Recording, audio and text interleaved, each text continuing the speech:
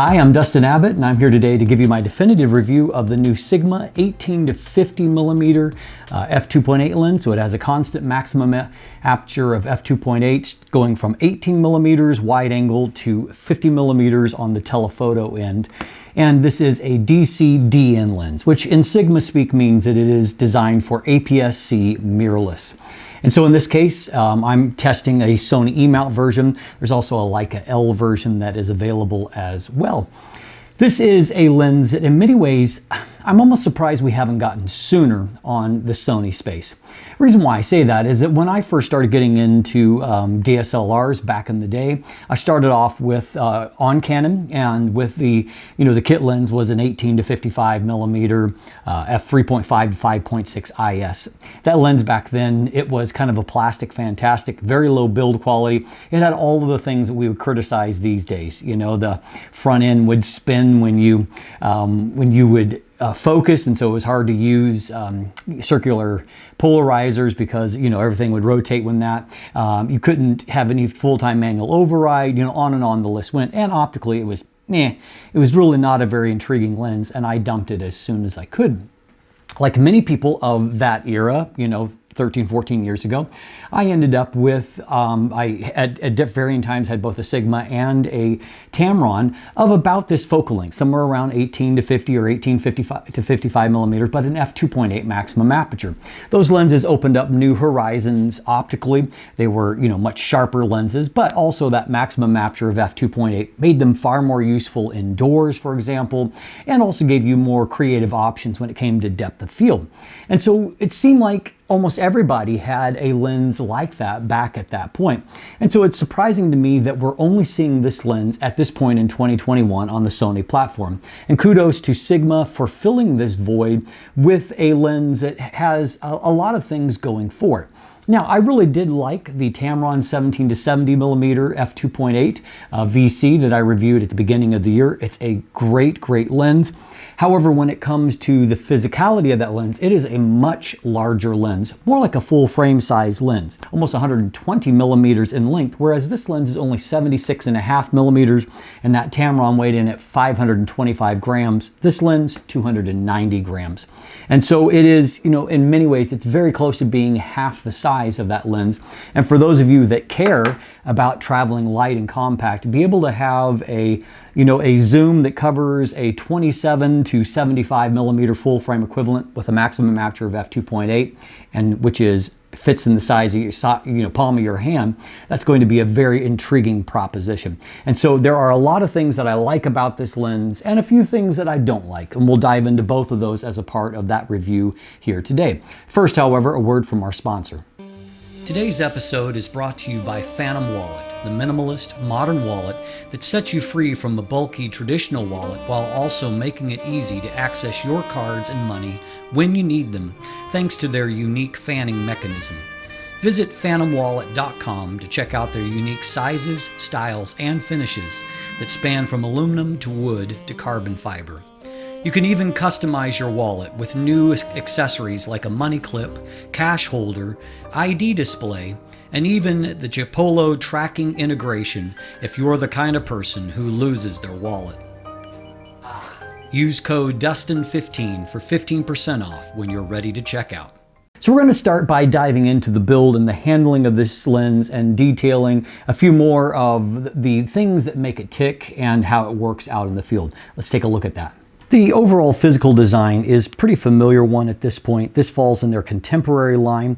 And so these days what that means is you get a nice degree of build. You do get a gasket at the lens mount, but not necessarily any kind of internal seals. So at least some, movement towards weather sealing, but not a thorough one.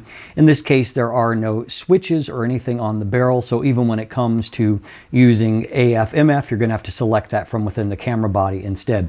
What we do have is has two nicely designed rings here. The focus ring here moves nice and smoothly with a good degree of damping. And then in the same fashion, the zoom ring moves very, very smoothly, very consistent throughout the zoom range. There's no wobble in the inner barrel. Everything feels really nicely damped, very good tolerances on that. As noted, the lens is very compact. It is only 61.6 millimeters in diameter. That gives you a 55 millimeter front filter thread. It is 76.5 millimeters in overall length and weighs in at 290 grams. The included lens hood bayonets into place nicely there, and I like Sigma's lens hood. They have some soft touch material, a little bit of texture variation, a little bit of a grip surface to help you to, either break that free or to attach it with a little bit of force. Overall, really nice aspects here, even if there's not much here in terms of bells and whistles. One notable thing that is not here that the Tamron has, but the Sony E-mount 16 to 55 millimeter F2.8G does not, is an image stabilizer, optical stabilizer. That's missing here as well.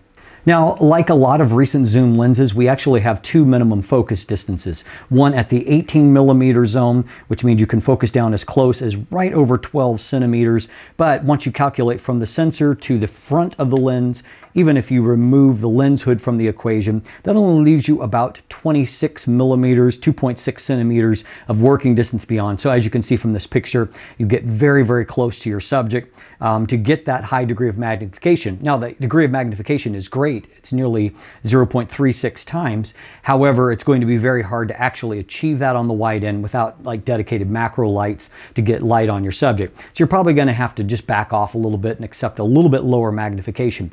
Now, if you zoom into 50 millimeters, minimum focus distance becomes 30 centimeters. That's obviously a much more usable figure, but your magnification drops to 0.20 times. It is more easy to achieve. It's still a nice figure, and and somewhere in between there in the zoom range, you kind of split those differences. But anyway, you do end up with a nice amount, a very usable amount of magnification one way or another. Inside, there are 7 rounded aperture blades that do a fairly good job of keeping a circular shape when you stop the lens down. Overall, the lens is nicely made and, of course, extremely compact. That's a huge strength for the lens, and in many ways is my biggest takeaway. It's a nice-looking lens. It's well engineered and designed, but nothing overly special in its design either. And so obviously, to me, the biggest takeaway here, biggest Sigma specific advantage is the fact that it does have such a compact build, and that's going to be extremely useful. I mean, I appreciate the nice levels of magnification, also very useful, but I think the number one reason why this lens is going to be attractive to a certain audience is the fact that it combines this focal range with such a compact footprint, which makes it a very easy lens to throw into your bag, maybe alongside a few compact primes. And really, these days, if you want ultimate image quality and performance, you kind of have to move to full frame on APS-C. But if you're wanting to travel light, it's hard to beat a combination like this for the versatility it provides. And I see this as being a great lens, and camera combination to maybe keep in the car for those moments, when you're on a drive, for example, you're not carrying a full kit, but this, or going out hiking, or things where if it came down to making a choice between having a compact camera or taking no camera at all and just relying on your phone, this is going to obviously give you the kind of images you're just not going to be able to get with your phone. So let's talk about autofocus for a moment. There's been a pretty definite blueprint that has emerged with Sigma on Sony mirrorless, and that is of course using an STM focus motor. And their focus motors are quiet and they just get the job done. There's been a few applications, more demanding applications, where I've wanted a little bit more, but in this case, this is not one of those type lenses. There's not huge amounts of stress that are put on the focus system, and I really feel like the focus system just does a smooth job of getting things done. And so whether it is doing the focus pull test that I do for video, where you can see that there is smooth and quiet transitions between focus points, you'll also notice you see this, that there is basically next to no focus breathing. And so that's obviously another huge plus for a lens like this.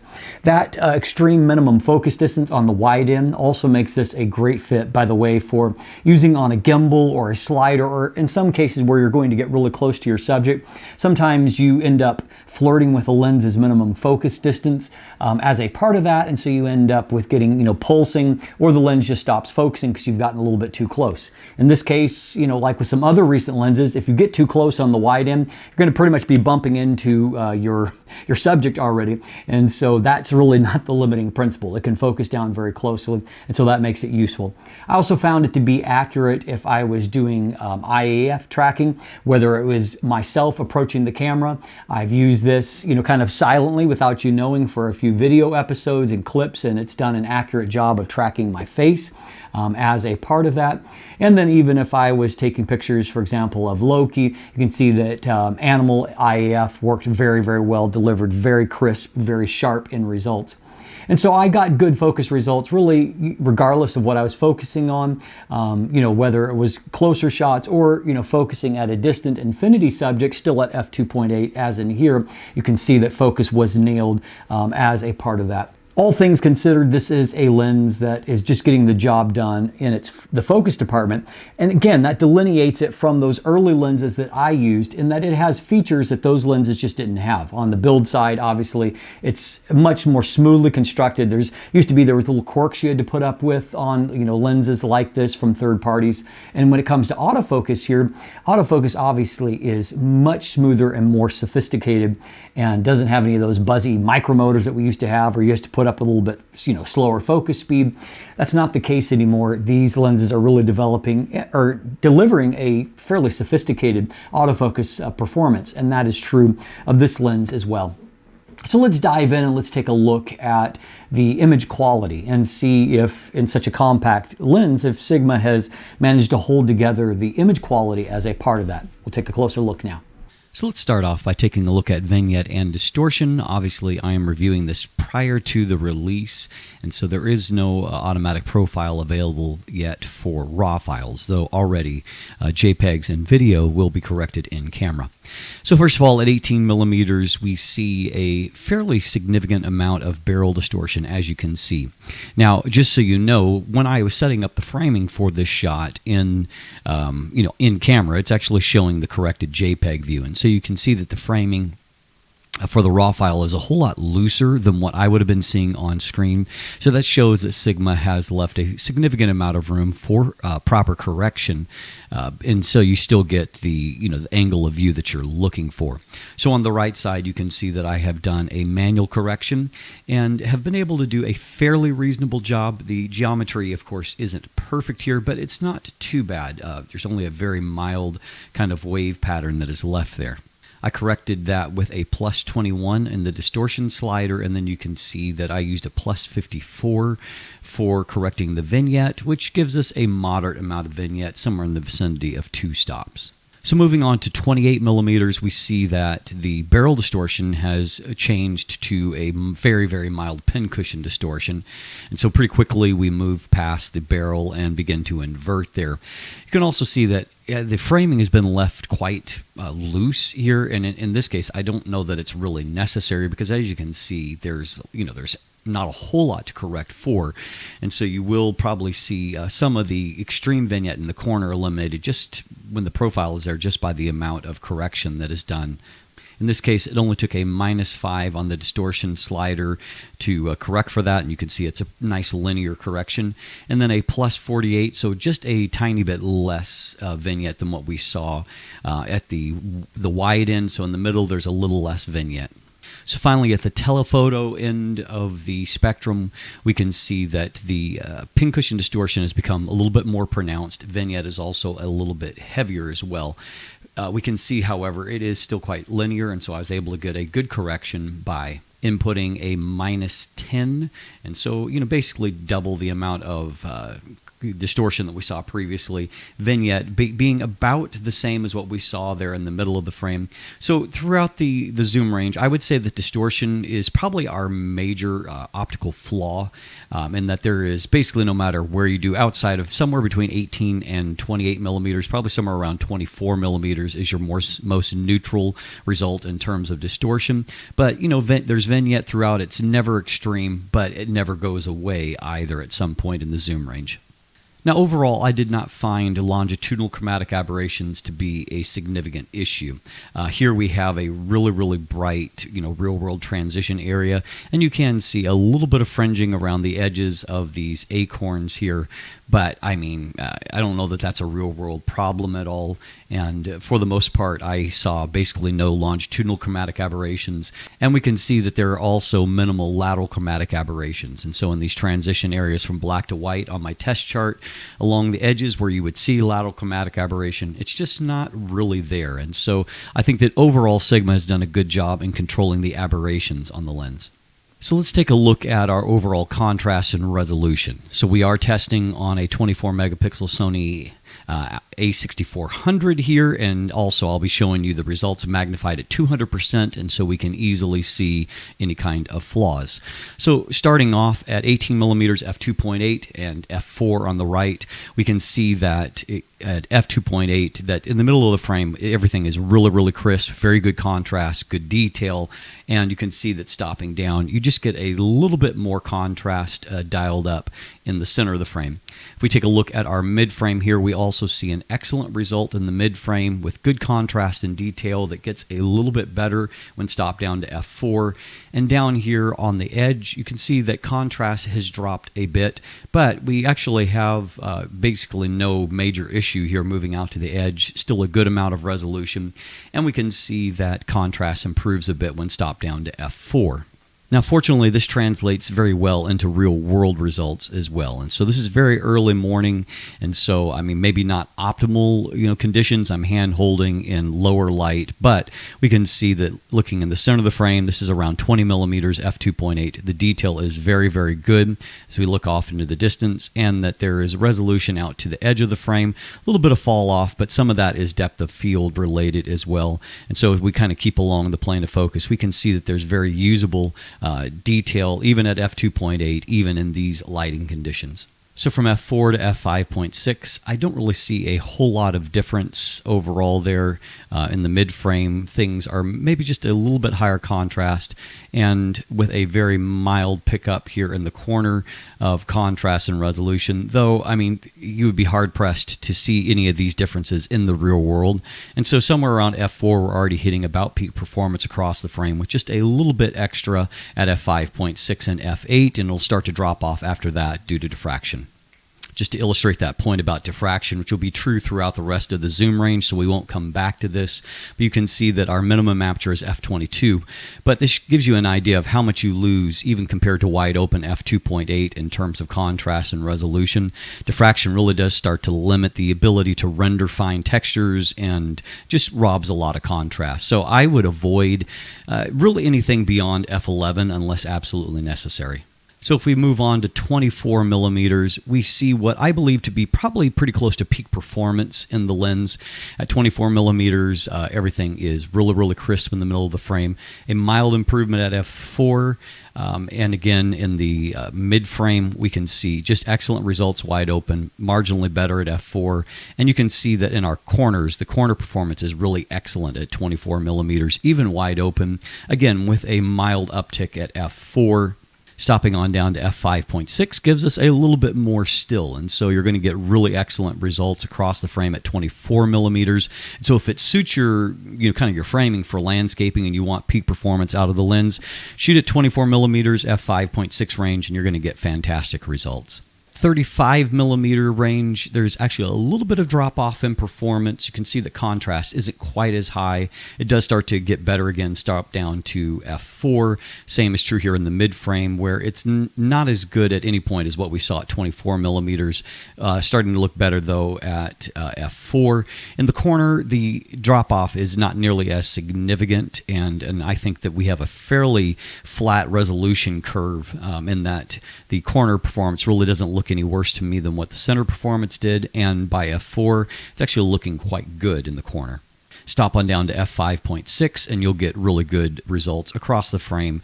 As what we've seen here, this lens is capable of really high resolution, and so again, looking back in the center of the frame at f5.6, our results are looking really good.